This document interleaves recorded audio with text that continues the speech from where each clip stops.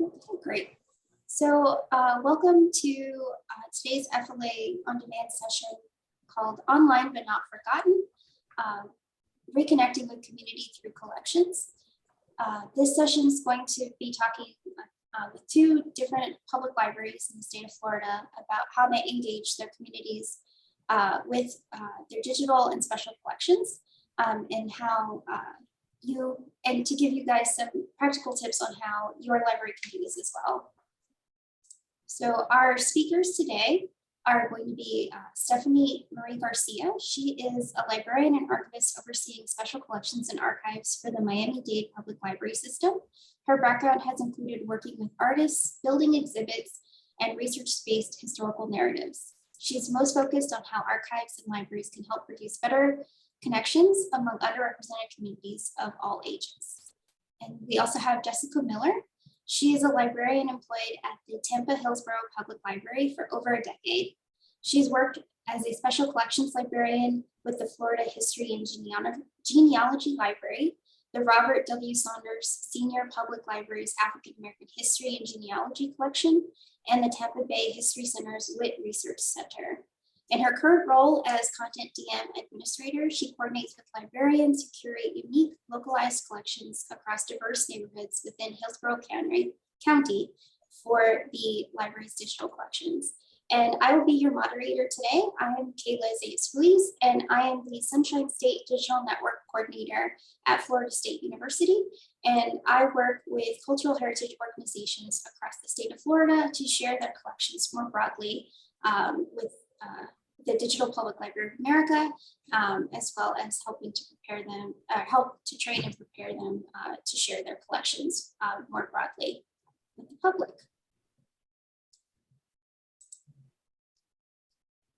So we'll start our conversation today talking about projects that you've worked on involving your communities. A central tenet of the work of special collections and digital collections is to bring hidden and forgotten histories back to light. You've both worked on projects that have involved your communities to do this. Jessica, you worked to develop an interactive exhibit about Black history in the Tampa area housed in the library dedicated to Robert Saunders, the Secretary of Florida NAACP from Tampa. Tell us how you work with StoryCorps to incorporate community oral histories into the exhibit. Well, the project began because we were going to rebuild the Saunders Library, and it's in the heart of the African American community, just outside of downtown Tampa. And it's connected to Booker T. Washington Elementary School. It has a walkway that connects the school to the library. So went out to the community and asked them what they wanted to see when they walked into that library. And they said they wanted to be smacked in the face with history. They wanted to dust off old stuff in the archives, crowdsource new content. They wanted the community to be represented there. And, initial efforts to get community interested was relatively fruitless till we got this StoryCorps grant. And we were able to identify people in the community who would work as ambassadors. We would tell them about the project, and then they would be bringing in their friends, their family members to come and record their histories. The StoryCorps format is a conversation of anywhere between 30 minutes to 50 minutes, where it's just a casual conversation. So StoryCorps came, and we had a team of, the head librarian, technical programming assistant. So we had library staff from that library, and we had digital collection staff. And then we had members of volunteers from the Afro-American Historical Genealogical Society. And StoryCorps came and they trained us. It was a thorough 2-day training session. Anything from how to use the digital equipment, set up the microphones, make sure the participants are comfortable, going over what they're going to talk about in the allotted time, making sure recording in progress is on the door. Just making sure that they were comfortable and that they were going to cover the amount of content that they wanted to cover in the time allotted, and making sure that the names, the places, and the events were documented appropriately for the metadata. But moreover, making sure that we were also covering the schools, the churches, the neighborhoods, the sensibility, the feeling of the whole vibe. So we recorded 40 oral histories. And then what you're looking at is that newspaper article was like our wrap party. That was a really good time. Everybody met each other. We did a group picture, and best of all, it got into the paper. So we were able to tell other people. And from that, we were able to garner more stories and more inclusion. And it's just fabulous because you got to meet more ambassadors and more people who were able to go out and bring back their stories, dusting off the old stuff in the archives. And we got school pictures. And, the main thing is that they wanted to be able to teach the younger generations and preserve those memories and let younger generations know about their struggles, civil rights, voting rights, the desegregation of schools, discrimination in the workplace. They were able to tell their stories and bring it to light and let the younger generations of people to come to know that they are standing on their shoulders. And so StoryCorps did that. They helped us bring a professionalism to the project and garnered more confidence within the community. And from there, when we got the oral histories, we were able to take excerpts and we put them on touchscreen tablets, and then they were installed into kiosks along our hall of history. So all these things would be represented, so they could come in and click a button and see a picture and hear about, the first Black surgeon of Tampa, what it was like to get medical care in Tampa back then, different vocations. We had one on the Jackson House, which was a rooming house next to the train station where Ella Fitzgerald came up with the tune for a Tisket a Tasket. Just some really neat things that we were able to uncover and bring to light. And great. And we also wanted to point out that above and beyond the NAACP and the Afro-American Historical Genealogical Society and all these other community leaders that came out to help with the project, that there was other partnerships that we were able to dust off the shelves. We have a life writing story project that it was in print on our shelves and nobody was looking at it. So we had the people come down and use our recording studios to read aloud to their life stories. And we were able to put that in our digital collections too. That's super awesome. Yeah, that's super awesome. I think being able to use this project to feed even more content and talk to more people and get more of that content more widely available, I think that's amazing. I think that we all experience that a lot, where things are sitting on our shelves and no one knows they're there, or very few people do. They can't necessarily make it in, so making that more easily accessible, I think, is a great use of that technology that you were able to acquire through that grant, and continue building on what that grant was able to provide and engage more and more people. So that's amazing. Yeah, and it was a lot of fun too. I mean, just the stories, going through it and listening to it while I'm, before we're uploading it, just you're laughing, you're crying. I went through boxes of tissues, just some amazing stories. And it was really, really difficult to figure out which excerpts. So I had this huge list that I provided, and then they hand plucked some of the excerpts for the tablets. And I don't know. And then, that we were hoping to rotate them out every now and again. So. Yeah, keep the exhibit dynamic. That's awesome. Thank you for sharing that. Yeah, it was a pleasure. Stephanie, so you similarly have worked on projects to bring Miami's Black history to the forefront.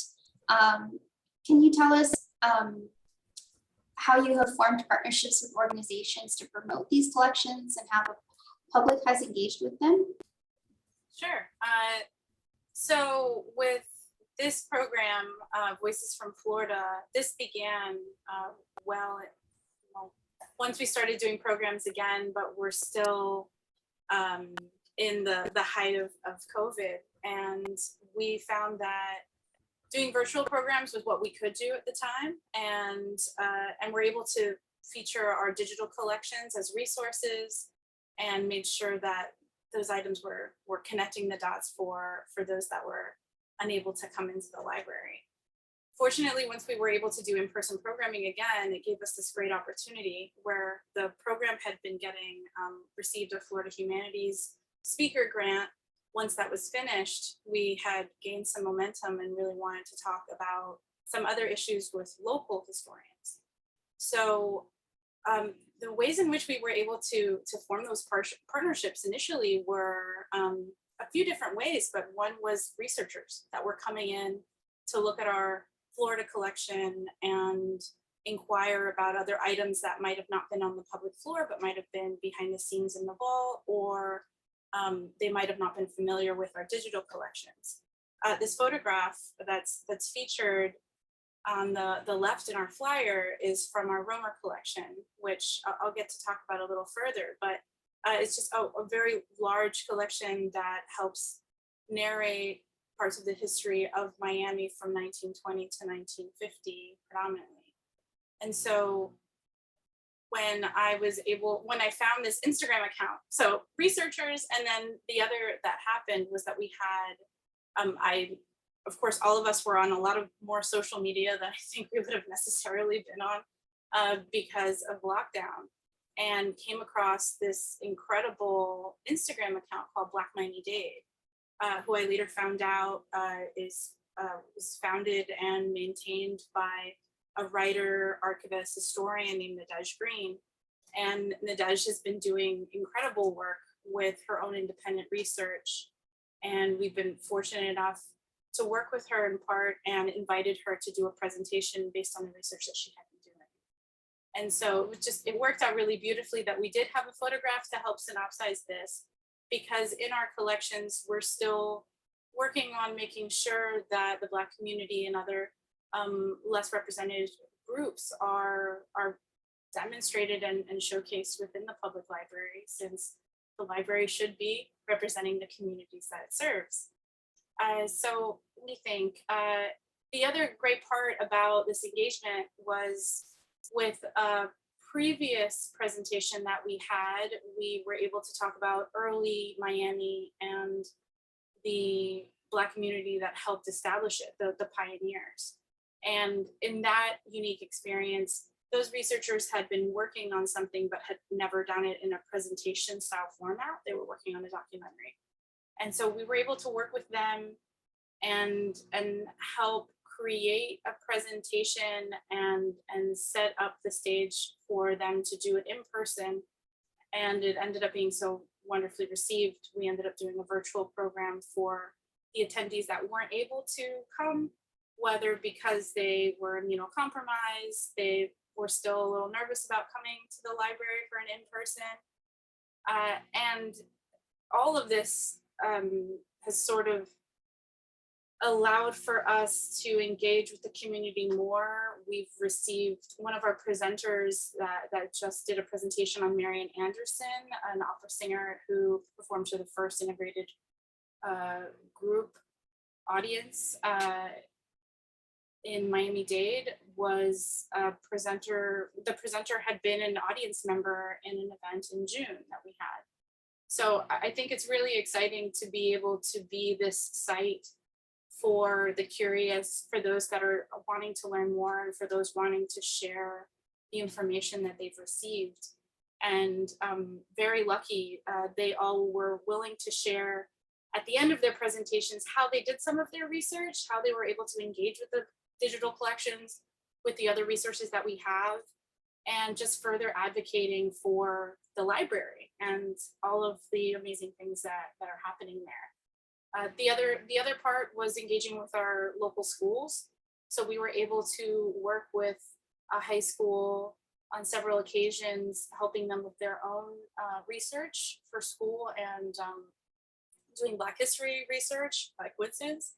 And they ended up attending 2 of our events. And that was really exciting because some of the high school students, for example, had followed Black Miami-Dade on Instagram and then you know, the kids were taking pictures with her afterwards. It was very nice to see a new generation getting excited about this content and talking about the history of where they're from. That is great. I wholeheartedly agree that our collections should represent the communities we serve. And I think that really showcasing the wonderful history we have in our local area is invaluable. I think a lot of people don't necessarily know. Florida is full of so many transplants, right? They don't necessarily know the history of where they've moved, or if they've lived here for generations, they might not realize that the library has these valuable resources related to their neighborhoods or to, you know, experiences that they've had, events that they've attended in the past in their communities. I think that's really wonderful that you were able to leverage social media, get high school students involved and have these like really engaging discussions with large groups that led to more discussions. So that's great. We were happy and amazed because teenagers might be the hardest resource to try and stay in attention, but they were amazing. And yeah, absolutely.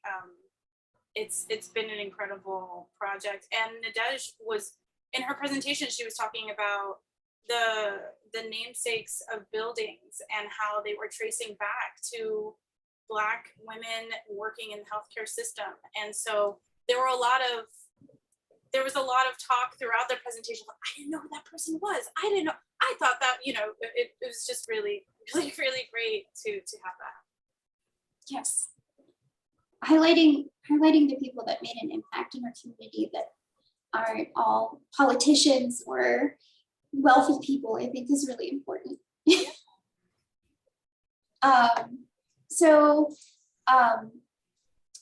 You talked about your virtual programming and how you turned that into some in-person programming connected to the schools. I think also a big part of our work is being able to bring our collections into not just the physical space, but an online space.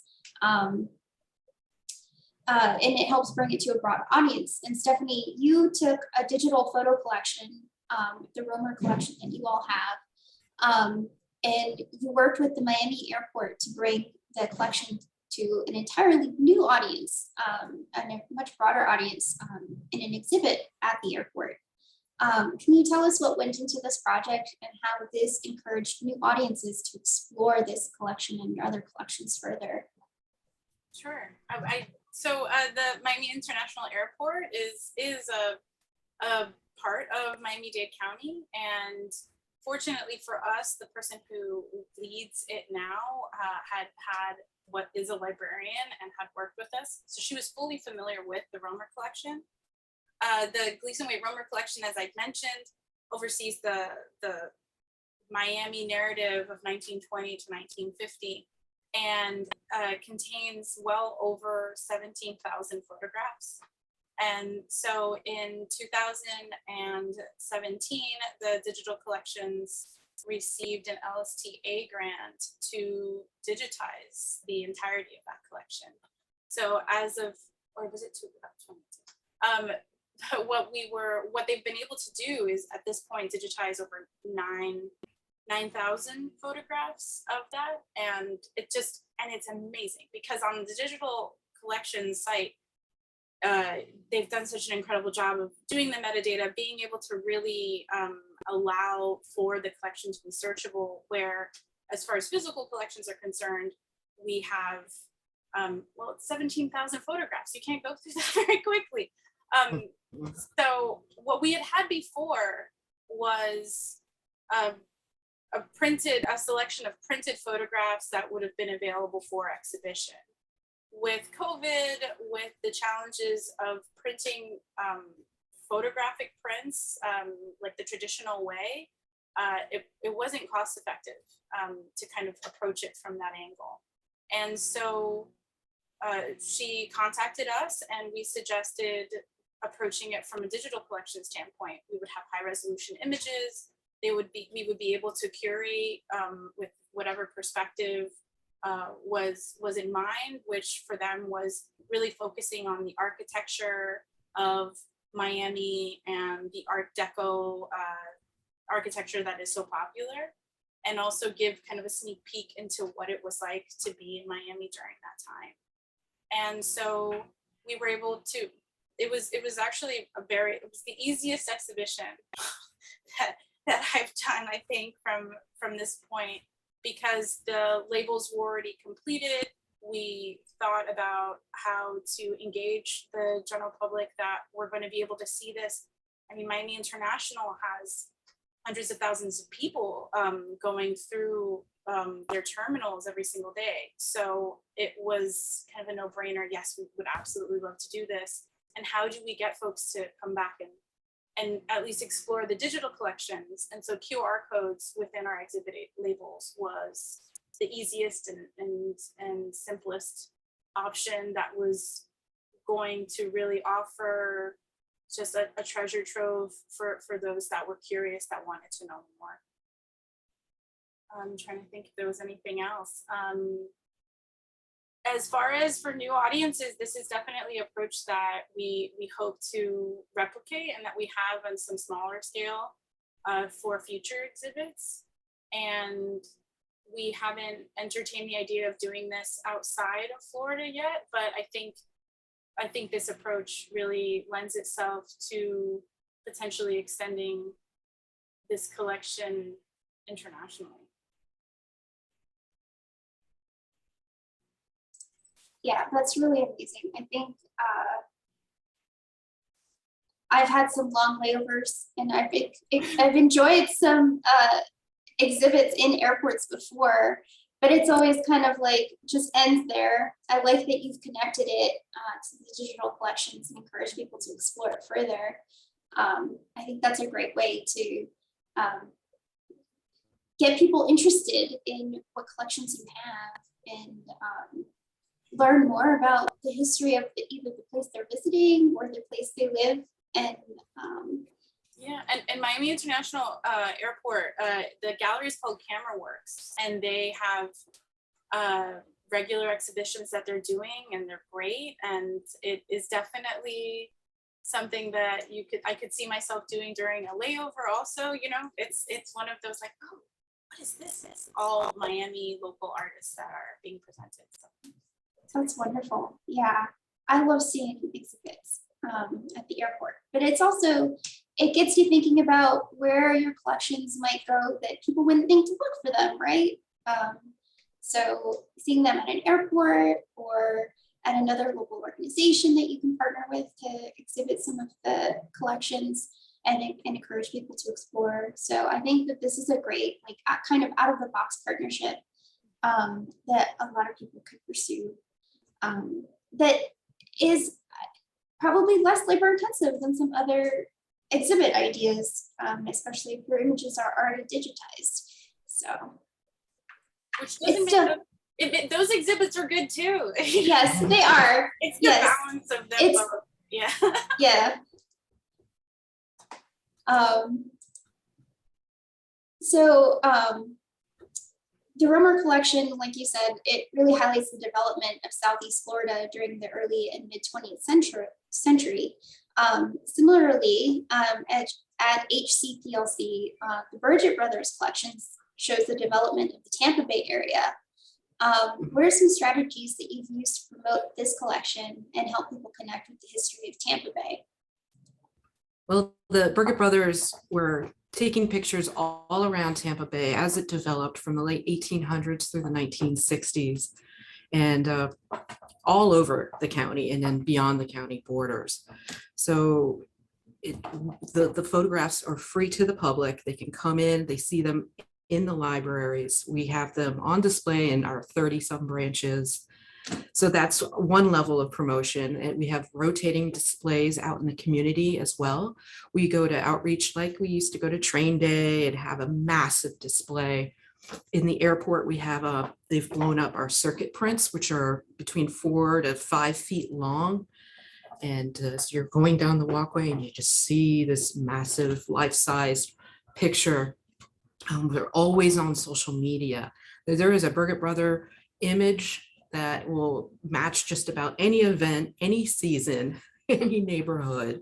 I'll give an example. I just moved to a historical area, and I was looking in the collection yesterday, and there's old houses and gas stations and different businesses that I can look back in time and take a tour of what it used to look like. And that's just really, really cool.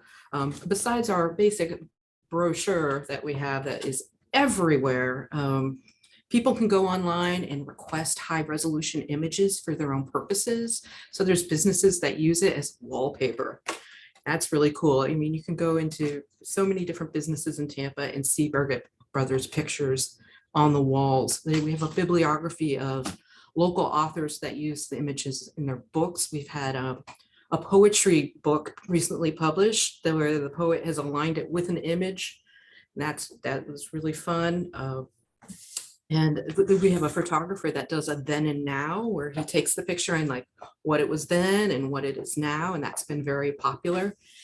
The news outlets, they always, whenever they're running some story that relates to history, they're looking, they'll pull up one of those images just to match the story. And I know that we had recently a journalist that was asking about the Zion Cemetery that had been decimated in the 1930s. And when they came to do research, they were looking in the Birgit Brothers pictures.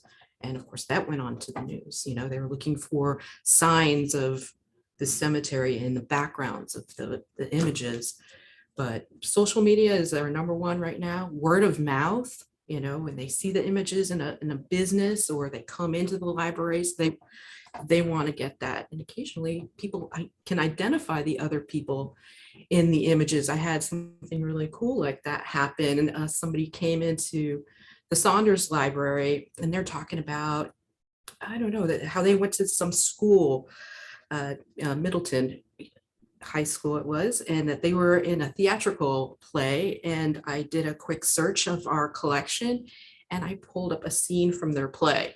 And they were able to pull out their yearbook and identify all the people in the image, and we were able to update that record. So it's a little bit community word of mouth, social media, just promoting it, and just the sheer love of the images as they've crossed, socioeconomic borders by depicting all different aspects of the city life.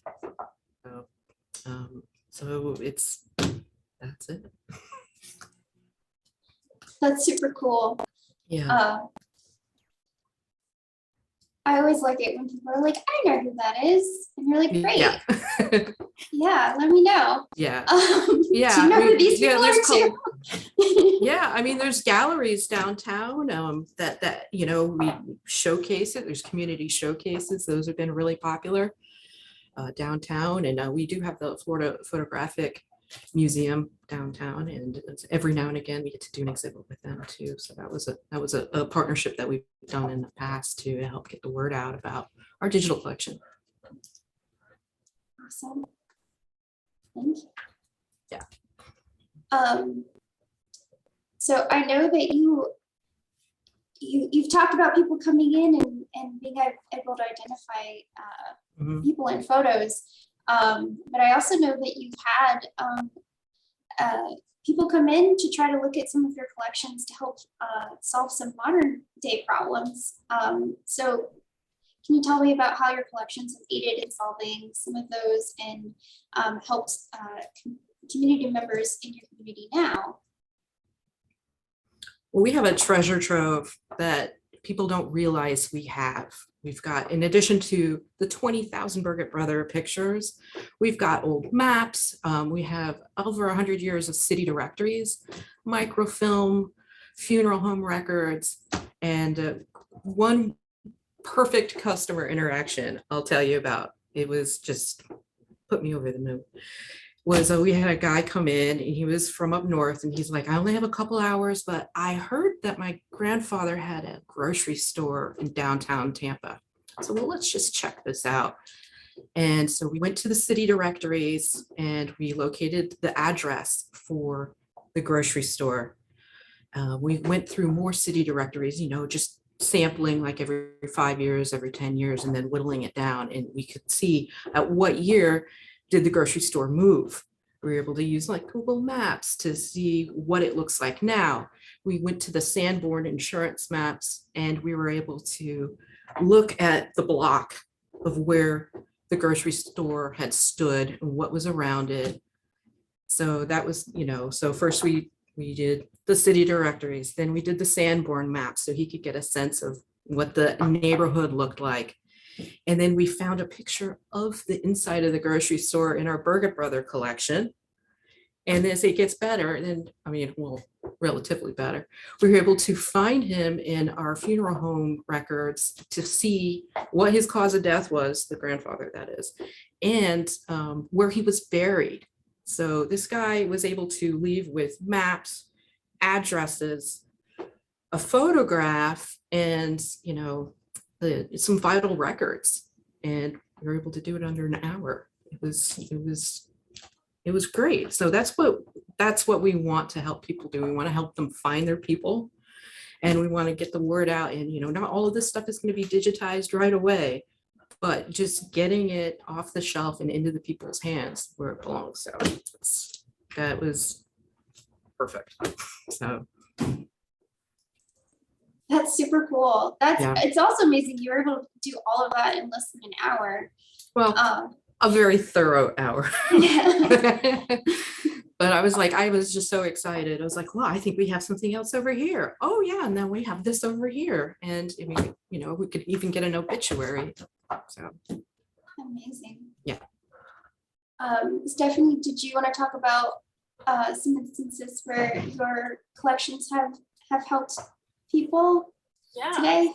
I'm just still reveling about an hour you were able to do so. That's amazing. That's amazing.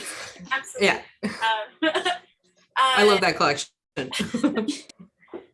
Yeah, we have, so with regard to folks that are coming in asking us to solve modern day problems, we also have a great selection of city directories that end up being used for just a myriad of things, whether it's the less interesting land survey that someone's doing, or similar to what Jessica was mentioning, someone looking for the range, asking for a family member, or folks calling because of what's the name of the neighbor that I had, and I looked at this address during this time. We also, in our digital collections, we have Miami Beach real estate records, which are a really wonderful resource for those. They're just wonderful to look at, but they also end up giving some information about how much the home was sold for at the time, or even folks that are current homeowners of that residence interested in doing some work that would honor the way that the building was initially. We'll be using them for resource. So that's been an interesting one. With our genealogy collection, I think one of the most fun things that we were able to, well, fun is relative, but it's fun in hindsight, is that we had this amazing volunteer who worked at the library for many years named Anne McFadden, and she created an obituary death index where she reviewed all of the publications that listed obituaries in the Miami-Dade area from 1896 to 2008. And Nice. So she ended up documenting over 915,000 people who died in Miami-Dade County. And so this was always a 52 volume set that you had to come to the library to look for it. You had to know exactly, at least within 5 or 10 days, when the person died, exactly how their name was spelled, or at least their last name, so that we could find it. What we were fortunate enough to do, and it went live right before pandemic, was an online version of this where we were able to transfer it into a database. So that ended up opening up a lot of opportunities for folks that we're interested in finding an obituary, we're trying to find out more information. We now use it as an additional resource that we can pull. And what one search might have taken an hour or 2 hours or never found something is able to recall information in less than a minute. And so that's been really exciting, because I think for anyone who's had the privilege of being able to do obituary searches for folks who are really, really, really in need and really want to know something that they might not have had closure on, or whatever it is, they're always so grateful to be able to find that information. So it's very fulfilling. And so that's a really great one that I think ends up allowing the fact that we have these digital resources really helped us continue to help folks, especially when they weren't able to come into the library. And even early on when we were still not in the library on site as often, to be able to help folks. Those are the ones that are coming to mind right now. No, those are great. I love being able to connect people to their personal history whenever possible. And also kind of being able to give them like that experience of revisiting these places that have meaning to them or to their family, right? Mm-hmm. So through that virtual space, they can go back in time and see the house where the person lived in, or the grocery store where their grandfathers started, right? Mm-hmm. I think that's probably the best part about all of this stuff, and the work that we do is connecting people to their past and reconnecting them with the places and the people that matter to them, right? So I think that is the best modern day problem to solve, is reconnecting to the people we care about, especially during that time when we were all isolated. And now that we're not, bringing them in and doing more of that and connecting them even further. So I think those are awesome connections that you were all able to make with the wealth of resources that we have available for the public. So that's amazing. So now that we've talked about the different strategies that the two of you have used with your community and your community organizations,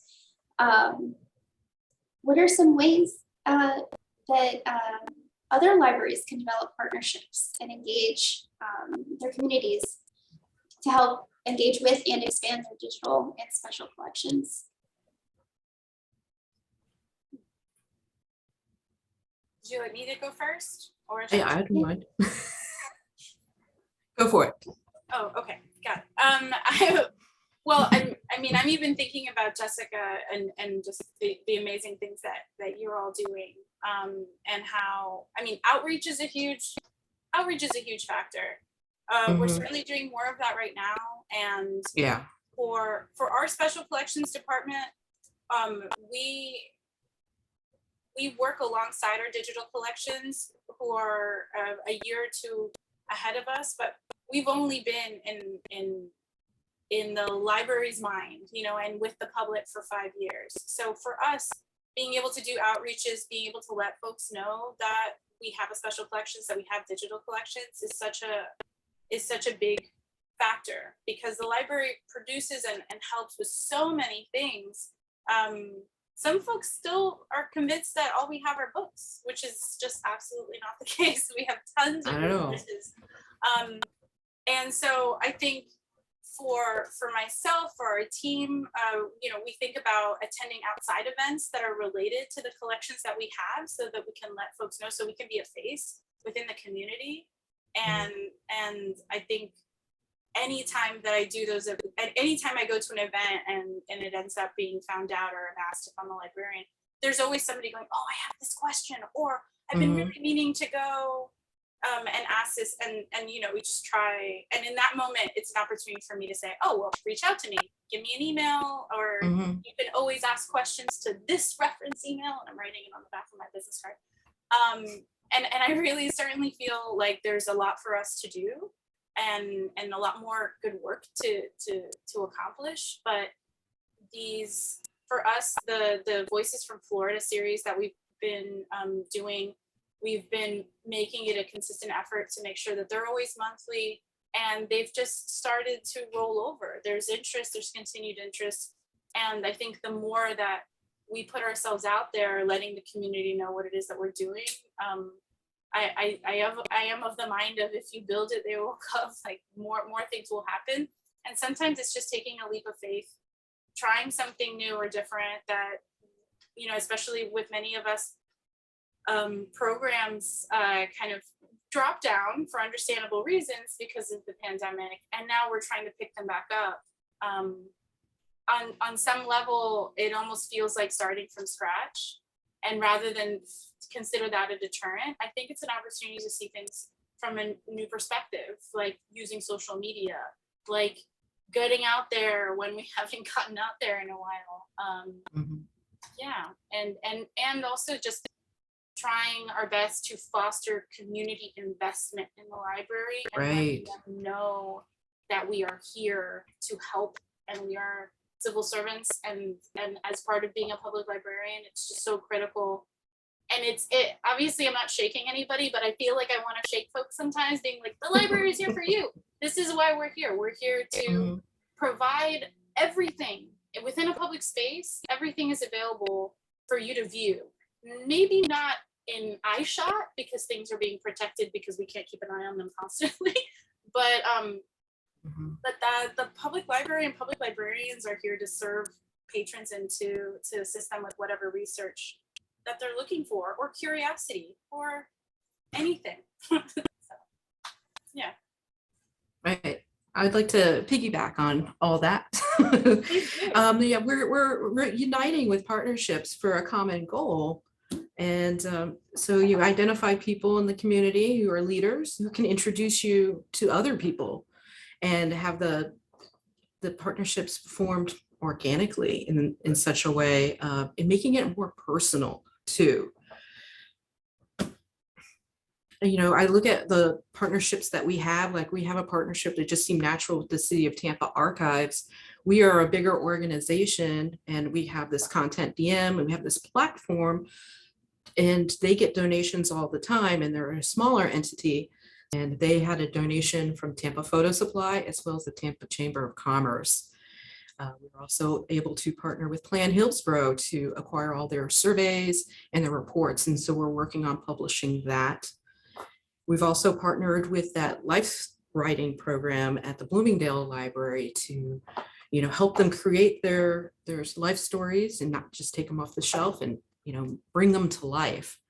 And we partnered with the Temple Terrace Beacon, which is an older publication that's no longer in print. And so we have 14 collections, and those are 14 partnerships that we've been able to get through word of mouth, locating these trailblazers, and you know, getting introductions in the community. If we can do it as a larger system that has this platform, we're you know, we will host, you know. So that's you know, making it personal and getting more collections that way through the partnerships. Yeah, I think that's really the heart of this, right? Of this work, is developing those partnerships and those relationships. And I think something that you've both demonstrated very well is not just doing outreach of, hey, this is a service, but doing this outreach in like, hey, come be a part of this practice of preserving and recording and making available our history for more people to know and understand the place that we are, and the people who live here, right? Yeah. So I think in engaging the community in the practice of that work is really something that is unique in like library service in general, right? Usually we're like, come look at these things that we can provide you. We have computers, we have books, we have databases, we have all of this information, But this kind of outreach is like, we want you to be a part of this, not just to use the resources, but to become part of the resources, right? So I think that Come alongside us. Yeah, it's a really wonderful thing to do for the community and with the community. So I thank both of you for that and leading the way for other librarians to follow suit and engage our communities with our collections. So we do have a few takeaways for you all today. So as Jessica and Stephanie both mentioned today, creating those library ambassadors is a really important part of this work. So getting that buy-in, using people to spread the word and engage more people and getting them involved in the work is going to be really important to developing those partnerships. Listening to the community. So it's about getting to know what their needs are, what the stories they want to tell are, and enabling them to do that through the resources they provide, any grants that you apply for and things like that. Community engagement is going to be a huge part of that. So listening is just as important as providing the resources to do that work. And again, getting that community buy-in, engaging people with digital collections by embedding QR codes. So you develop some of those partnerships with outside organizations and you get your content out there. Try to draw people in to explore further. So embedding those links and those QR codes so that they know that there's more to look at than what they're looking at there. Have patience. Building relationships takes a lot of time, and making sure that you're building reciprocal relationships also takes a lot of time. So having patience and developing those partnerships carefully and thoughtfully is going to be a really important part of this work. And then lastly, and we joked around a little bit, it's a lot of work. It's a lot of work, but it's fun work. I think engaging people is the best part of our jobs, right? It is the best part. Yeah. Connection. Yeah, where we get to talk to people about their lives and their needs and their motivations. Yeah, and being able to support them, I think is the best part of our jobs. So remember to have fun while you're doing all of this. It's important work, but it's also something you can enjoy doing while you're doing it. And yeah, so I want to thank our two panelists today for sharing their experiences and giving us some insight into how we can develop some of these partnerships and build engagement with our collections, both virtually and in person. So thanks again to both of you. And here is our contact information for anyone who has additional or further questions beyond what we talked about today. Please feel free to reach out to us and enjoy the rest of your conference. Thanks very much.